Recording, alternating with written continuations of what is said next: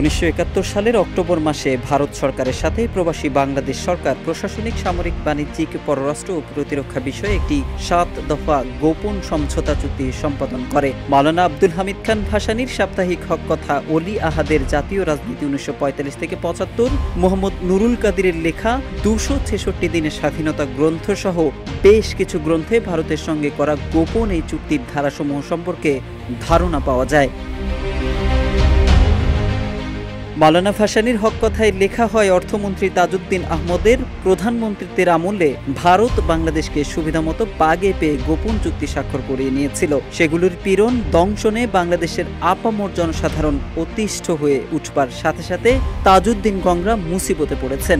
ভারতীয় প্রভুদিগকে আশ্বাস দিয়ে তাজউদ্দিন কলকাতায় বলেছেন, কতিপয় ঠগের কার্যকলাপে বাংলাদেশকে ভুল বোঝা ভারতীয় প্রভুদের উচিত হবে না। এছাড়াও হক কথায় বলা হয়, মুক্তিযুদ্ধের 9 মাসে ভারত যে সাহায্য দিয়েছে তার প্রতিটি সাহায্য দিয়েছে পরে পরিশোধ করে দেওয়ার শর্তে।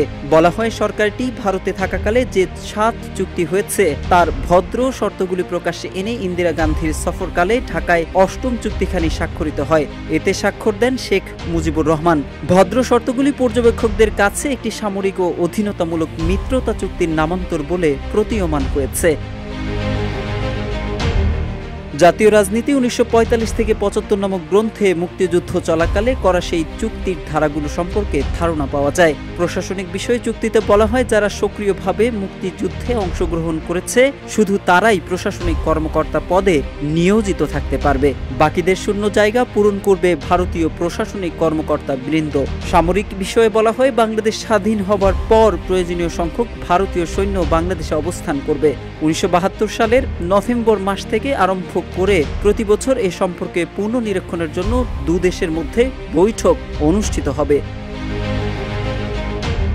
এদিকে বাংলাদেশের নিজস্ব সামরিক বাহিনীর বিষয়ে গোপন চুক্তিতে বলা হয়, বাংলাদেশের নিজস্ব কোনো সামরিক বাহিনী থাকবে না। অভ্যন্তরীণ আইন শৃঙ্খলা রক্ষার জন্য মুক্তিবাহিনীকে কেন্দ্র করে একটি প্যারা মিলিশিয়া বাহিনী গঠন করা হবে।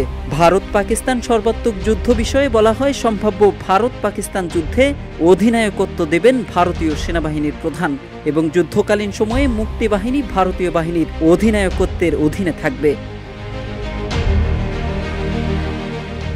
বাণিজ্য বিষয়ে গোপন চুক্তিতে বলা হয়, খোলা বাজার ভিত্তিতে চলবে দুদেশের বাণিজ্য, তবে বাণিজ্যের পরিমাণের হিসাব নিকাশ হবে বছরওয়ারি এবং যার যা প্রাপ্য সেটা স্টার্লিংয়ে পরিশোধ করা হবে। পররাষ্ট্র বিষয়ে বলা হয়, বিভিন্ন রাষ্ট্রের সঙ্গে বাংলাদেশের সম্পর্কের প্রশ্নে বাংলাদেশ পররাষ্ট্র মন্ত্রণালয় ভারতীয় পররাষ্ট্র মন্ত্রণালয়ের সঙ্গে যোগাযোগ রক্ষা করে চলবে এবং যতদূর পারে ভারত বাংলাদেশকে এ ব্যাপারে সহায়তা দেবে। এছাড়া বাংলাদেশের প্রতিরক্ষা বিষয়ে দায়িত্ব গ্রহণ করবে ভারত, এমনটাও বলা হয় গোপন চুক্তিতে।